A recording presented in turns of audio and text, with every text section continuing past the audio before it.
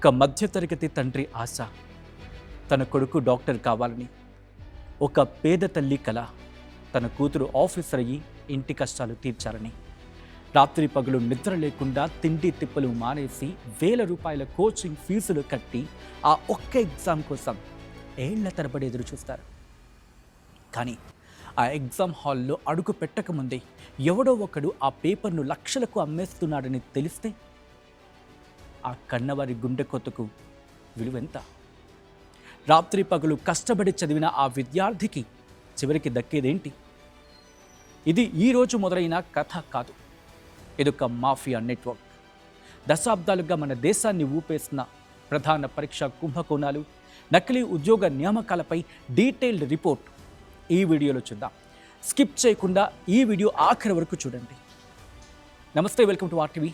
నేను సచిన్. 2013 వ్యాపం స్కామ్. ఇది దేశ చరిత్రలోని అత్యంత డేంజర్ స్కామ్. సీట్లు అమ్మేయడం, అర్హత లేని వారికి ఉద్యోగాలు కట్టబెట్టడం. ఈ స్కామ్తో సంబంధం ఉన్న సుమారు 50 మంది అనుమానాస్పదంగా మరణించడం దేశాన్ని దిగ్భ్రాంతికి గురి చేసింది. ఒకసారి కేసు పూర్తి డీటెయిల్స్కి వెళ్దాం. అది మధ్యప్రదేశ్ ప్రొఫెషనల్ ఎగ్జామినేషన్ బోర్డ్. దీన్నే హిందీలో వ్యావసాయిక్ పరీక్షా మండల్, వ్యాపం అంటారు క్లుప్తంగా. ఇంజనీరింగ్, మెడికల్ సీట్లతో పాటు పోలీస్, టీచర్ లాంటి రాష్ట్ర ప్రభుత్వ ఉద్యోగాల కోసం ఎంట్రన్స్ పరీక్షలు నిర్వహించడమే అప్పట్లో వ్యాపం పని.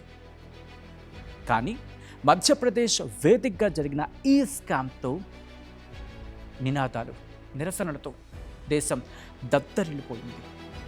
వ్యాపం స్కామ్లో ఇక్కడ నిందితులు 3 పద్ధతులను వాడారు. And the very first one, impersonation. అంటే అసలు అభ్యర్థి బదులు కాన్పూర్ పట్నా నుంచి తెలివైన విద్యార్థులను రప్పించి ఎగ్జామ్ రాయించడం. ఐడెంటిటీ కార్డులో కూడా ఫోటోలు మార్చి మరీ పక్కా స్కెచ్ చేశారు. ఇక రెండో పద్ధతి, తెలివైన అభ్యర్థిని ముందు కూర్చోబెట్టి డబ్బులు ఇచ్చిన అభ్యర్థులను అతని వెనుక కూర్చోబెట్టడం చేయడం. అలా ముందతను రాసిన జవాబును కాపీ కొట్టించేలా చేయడం. ఇక మూడో పద్ధతి, ఓఎంఆర్ షీట్ను నింపేయడం. డబ్బులు ముట్ట చెప్పిన అభ్యర్థులు ఓఎంఆర్ షీట్ ఖాళీగా వదిలేస్తే బోర్డు అధికారులు తర్వాత దాన్ని ఫిల్ చేసేస్తారు, పూర్తిగా నింపేస్తారు. చూశారు కదా, అది 2013 జూలై 7. ఆ రోజు జరిగిన మెడికల్ ఎంట్రన్స్ టెస్ట్పై పోలీసులు చేపట్టిన ఇన్వెస్టిగేషన్లో నిజాలు నిగ్గుతేలాయి. ఇందోర్ పోలీసులు 20 మంది ఇంపర్సనేటర్స్ను అరెస్ట్ చేశారు. వారిని ఇన్వెస్టిగేషన్ చేస్తే స్కామ్లో కింగ్ పిన్ డాక్టర్ జగదీష్ పేరు బట్టబయలైంది, బయటకు వచ్చింది. అతని అరెస్ట్తో అసలు విషయం బయటకు వచ్చింది. ఈ స్కామ్ కేవలం మెడికల్ పరీక్షలకే పరిమితం కాలేదు అని, అన్ని రకాల ప్రభుత్వ ఉద్యోగ నియామకాల్లో ఇదే దందా నడిచిందని నిర్ధారణ అయింది. అనర్హులకు టీచర్ పోస్టులు కట్టబెట్టడం, అనర్హులని పోలీస్ కానిస్టేబుల్గా రిక్రూట్ చేయడం, సబ్ ఇన్స్పెక్టర్ నుంచి ఫారెస్ట్ గార్డ్ పరీక్షలంతా మాఫియా కనుసన్నల్లోనే సాగిందన్న వార్త ఆ టైంలో రాష్ట్ర ప్రభుత్వాన్ని పట్టి కుదిపేసింది. వ్యాపం కుంభకోణంలో అత్యధికంగా డబ్బులు చేతులు మారాయి. ఈ పిఎంటి పరీక్షలోనే ఒక్కో మెడికల్ సీట్ను 25 లక్షల నుంచి 50 లక్షల వరకు అమ్ముకున్నట్లు ఇన్వెస్టిగేషన్లో తేలింది. వ్యాపం అంటే కేవలం అవినీతే కాదు, అదొక డెత్ ట్రాప్. ఈ కేసు ఇన్వెస్టిగేషన్లో ఉండగానే దీనితో సంబంధం ఉన్న సాక్షులు, నిందితులు, మీడియేటర్స్ వరుసగా మరణించడం స్టార్ట్ అయింది. ఒకరు రోడ్డు ప్రమాదంలో, ఇంకొకరు అనుమానాస్పదంగా బలవన్మరణానికి పాల్పడడం, ఇంకొకరు జైల్లో ఉండగానే గుండెపోటుతో. ఇలా 40 నుంచి 50 మంది ప్రాణాలు కోల్పోయారు. ఈ స్కామ్ను కవర్ చేయడానికి వెళ్ళిన ఒక journalist, Aaj Tak journalist Akshay Singh interview చేస్తూనే ప్రాణాలు విడవడం దేశవ్యాప్తంగా సంచలనం సృష్టించింది. అందుకే దీన్ని బ్లడీ స్కామ్ అని అంటారు. అప్పటి ముఖ్యమంత్రి శివరాజ్ సింగ్ చౌహాన్ టార్గెట్గా ప్రతిపక్షాలు విరుచుకుపడ్డాయి. ఆఖరికి సుప్రీంకోర్టు జోక్యం చేసుకుంది. ఈ కేసు సిబిఐకి వెళ్ళింది. వేలాది మంది డాక్టర్ల డిగ్రీలు రద్దయ్యాయి. కానీ ఇప్పటికీ అసలు సూత్రధారులు బయటపడ్డారా అంటే అది ఒక మిస్టరీగానే మిగిలిపోయింది. ఇక అక్కడి నుంచి 2023 టీఎస్పీఎస్సీ పేపర్ లీక్. లక్షలాది మంది తెలంగాణ నిరుద్యోగుల ఆశలపై నీళ్లు చల్లిన స్కామ్ ఇది. అది మార్చి 11, 2023 టీఎస్పీఎస్సీ వెబ్సైట్ హ్యాక్ అయిందన్న చిన్న అనుమానం దేశవ్యాప్తంగా అతిపెద్ద పేపర్ లీక్ మాఫియాను పట్టబయలు చేసింది, బయటపెట్టిందంటే. TSPSC assistant secretary Begum Bazar పోలీసులకు కాల్ చేసి టౌన్ ప్లానింగ్ బిల్డింగ్ ఓవర్సీస్ పరీక్షా పేపర్ లీక్ అయిందని, సర్వర్ హ్యాక్ అయిందని అనుమానం వ్యక్తం చేశారు. వెంటనే రంగంలోకి దిగిన పోలీసులకు విస్తుగొలిపే వాస్తవాలు బయటపడ్డాయి. జరిగింది హ్యాక్ కాదు, ఇన్సైడర్ జాబ్ అని. టీఎస్పీఎస్సీలో పనిచేసే assistant section officer Praveen Kumar, network administrative Rajasekhar Reddy వీళ్ళిద్దరూ కలిసి ఈ పని చేశారని తేలింది. అప్పట్లో వీరిద్దరితో పాటు మరో 7గురిని అరెస్ట్ చేశారు. ఒకరు తన్నుకున్న పవర్తో పాటు కాన్ఫిడెన్షియల్ రూమ్లోకి వెళ్ళి వాళ్ళకున్న పవర్తో పాటు కాన్ఫిడెన్షియల్ రూమ్లోకి వెళ్ళి, అంటే వాళ్ళకున్న పవర్ను ఉపయోగించి కాన్ఫిడెన్షియల్ రూమ్లోకి వెళ్ళి పేపర్ దొంగలించేస్తారు. ఇంకొకడు తనకున్న ఐటీ టెక్నాలజీ మీద ఉన్న పట్టుతో సిస్టమ్ పాస్వర్డ్ని దొంగలించేస్తాడు. క్వశ్చన్ పేపర్స్ను పెన్ డ్రైవ్లోకి కాపీ చేస్తాడు. ఇలా దొంగలించిన పేపర్స్ని ఒక్కొక్కటి 10 నుంచి 15 లక్షలకు అమ్మేశారని బయటపడింది. షాకింగ్గా ఉంది కదా ఆ రోజు. ఈ ఇన్వెస్టిగేషన్లో 9 మంది కాదు, ఏకంగా వందలాది మందికి పైగా నిందితులు ఉన్నట్లు గుర్తించారు. ఛార్జ్షీట్ నమోదైంది. ఏకంగా 46 మంది పేర్లు దాంట్లో చేర్చడం జరిగింది. సుమారు 2 కోట్ల రూపాయలు చేతులు మారినట్టు ప్రకటించారు అధికారులు. జిల్లాల వారీగా మీడియేటర్స్ను పట్టుకొని మరీ దందా సాగించినట్టు ధృవీకరించారు. అప్పట్లో ఇది రాష్ట్ర ప్రభుత్వంపై పెద్ద ఎత్తున వ్యతిరేకతకు దారితీసింది. 2024 ఎన్నికల్లో కేసీఆర్ పార్టీ బీఆర్ఎస్ ఓటమికి ఇదొక ఉదాహరణగా ఇప్పటికీ అనలిస్టులు చెప్తూ ఉంటారు. అయితే కేసు సిట్ చేతుల్లోకి వెళ్ళడం, మరిన్ని నిజాలు వెలుగులోకి వచ్చాయి. కేవలం 2023లో జరిగిన టీపీబీఓ ఎగ్జామ్ పేపర్ మాత్రమే కాదు, 2022లో జరిగిన గ్రూప్ 1 ప్రిలిమ్స్లోనూ పేపర్ లీక్ జరిగిందని తేలడంతో టీఎస్పీఎస్సీ కమిషన్ అన్ని పరీక్షలను రద్దు చేసినట్లు ప్రకటించింది. దీంతో దాదాపు 2,80,000 మంది విద్యార్థుల శ్రమ బూడిదలో పోసిన పన్నీరైంది.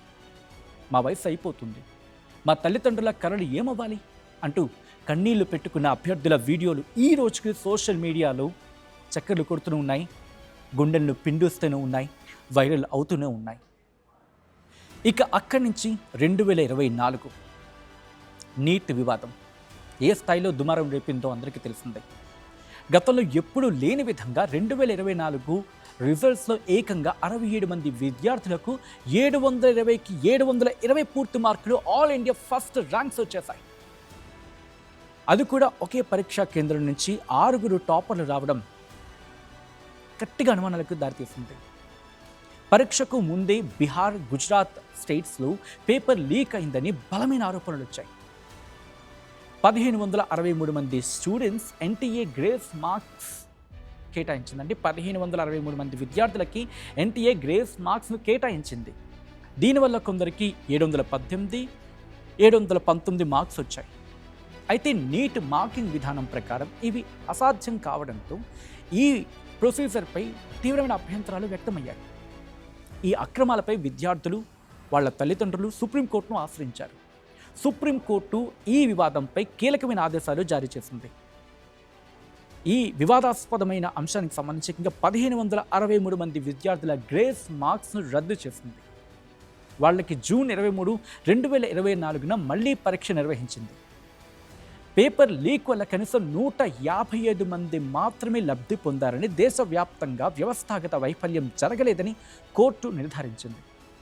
పరీక్షను పూర్తిగా రద్దు చేస్తే లక్షలాది మంది నిజాయితీ గల విద్యార్థులు నష్టపోతారని అంటూ మొత్తం నీట్ యూజీ 2024ను పరీక్షను రద్దు చేయడానికి సుప్రీంకోర్టు నిరాకరించింది. అయితే వివాదాస్పద ప్రశ్నలకు సంబంధించి ఐఐటి ఢిల్లీ నిపుణుల కమిటీ ఇచ్చిన నివేదిక ఆధారంగా ఎన్టీఏ తుది మెరిట్ జాబితాను సవరించింది. దీంతో టాపర్ల సంఖ్య 67 నుంచి ఎంత పడిపోయిందో తెలుసా? 67 నుంచి 17కి పడిపోయింది. ఏకంగా పేపర్ లీకేజ్ అవకతవకలపై సమగ్ర విచారణ కోసం కేంద్ర ప్రభుత్వం ఈ కేసును సెంట్రల్ బ్యూరో ఆఫ్ ఇన్వెస్టిగేషన్కి అప్పగించింది. ఇస్రో మాజీ చైర్మన్ డాక్టర్ కె రాధాకృష్ణన్, నేతృత్వంలో ఉన్నత స్థాయి నిపుణుల కమిటీని ఏర్పాటు చేసింది. మళ్ళీ 2026లో నీట్ పరీక్ష వివాదం దేశవ్యాప్తంగా ప్రకంపనలు రేపింది.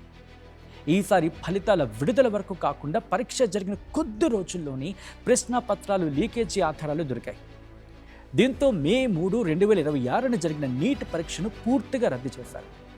దాదాపు 22 లక్షల మందికి పైగా స్టూడెంట్స్ రాసిన ఈ ఎగ్జామ్ను రద్దు చేయడం భారతదేశ చరిత్రలోని అతిపెద్ద నిర్ణయంగా మారింది. పరీక్షకు 42 గంటల ముందే రాజస్థాన్లోని సికార్, జైపూర్ లాంటి కోచింగ్ హబ్స్లో, అలాగే టెలిగ్రామ్ గ్రూప్స్లలో ఒక గెస్ట్ పేపర్ పీడిఎఫ్ రూపంలో విస్తృతంగా సర్క్యులేట్ అయింది. ఇన్వెస్టిగేషన్లో ఆ గెస్ట్ పేపర్లో ఉన్న సుమారు 120 ప్రశ్నలు మే 3న జరిగిన అసలు నీట్ క్వశ్చన్తో సరిపోలడం ఇక్కడ అందరికీ షాకింగ్గా మారింది. దీంతో ఇది కేవలం ఊహాజనిత పేపర్ కాదు, పక్కాగా లీక్ అయిన క్వశ్చన్ పేపర్ అని చెప్పి క్లారిటీ వచ్చింది. ఒకసారి ఇక్కడ స్టూడెంట్స్ బయట చూద్దాం. बहुत बुरा लगता है, पूरा साल हम प्रिपेयर करते हैं, इतनी हम मेहनत करते हैं, like there are so many sleepless nights, so much hard work that we put in, but last में ऐसा हो जाता है तो हम बता भी नहीं सकते कैसा लगता है. వాట్సాప్లో ప్రైవేట్ మాఫియా అనే గ్రూప్ ద్వారా ఈ పేపర్ చేతులు మారింది. ఒక్కో అభ్యర్థి నుంచి 10 లక్షల నుంచి 15 లక్షల వరకు వసూలు చేసి పేపర్స్ అమ్మినట్లు తేలింది. ఈ నెట్వర్క్ మహారాష్ట్ర, రాజస్థాన్, కేరళ, హర్యానా లాంటి పలు రాష్ట్రాలకు విస్తరించింది. 2024లో కేవలం గ్రేస్ మార్కులు పొందిన వారికి మాత్రమే రీటెస్ట్ పెట్టగా 2026లో మాత్రం పేపర్ లీకేజ్ అయిందని నిర్ధారించి మొత్తం పరీక్షను రద్దు చేశారు.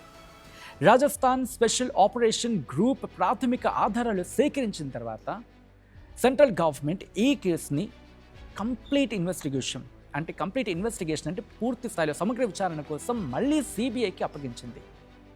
ఇప్పటికే నాసిక్తో పాటు పలు ప్రాంతాల్లో నిందితులను అరెస్ట్ చేశారు. देखो, राजस्थान की एसओजी की सतर्कता उनके प्रमाण जुटाने का परिणाम है कि गैस पेपर में जो 120 क्वेश्चन आए जो हूबहू मूल क्वेश्चन पेपर से मिलते थे, उनकी जांच जुटाने के बाद, तथ्य जुटाने के बाद एनटीए ने परीक्षा को रद्द कर दिया और सरकार ने सीबीआई जांच के आदेश दे दिए. परीक्षा अगली तारीख तिथि तय होगी, उसकी भी घोषणा जल्दी कर दी जाएगी. हाँ, स्पीकर का नाम आ रहा है. स्पीकर हो चाहे केरल हो, सीबीआई तो कहीं जा सकती है और जो भी दोषी होगा उसके खिलाफ सख्त कार्रवाई की जाएगी. हाँ, सीबीआई तो केंद्रीय, एनटीए भी तो केंद्रीय एजेंसी है, इसलिए सीबीआई के जांच का आदेश केंद्र ने दिया. ఈ కుట్ర వెనుక ఉండేది కేవలం ఒక వ్యక్తి కాదు. అంటే ఇటువంటి కుట్ర వెనుక ఉండేది కేవలం ఒక వ్యక్తి అయితే మాత్రం కాదు, ఒక వ్యవస్థ.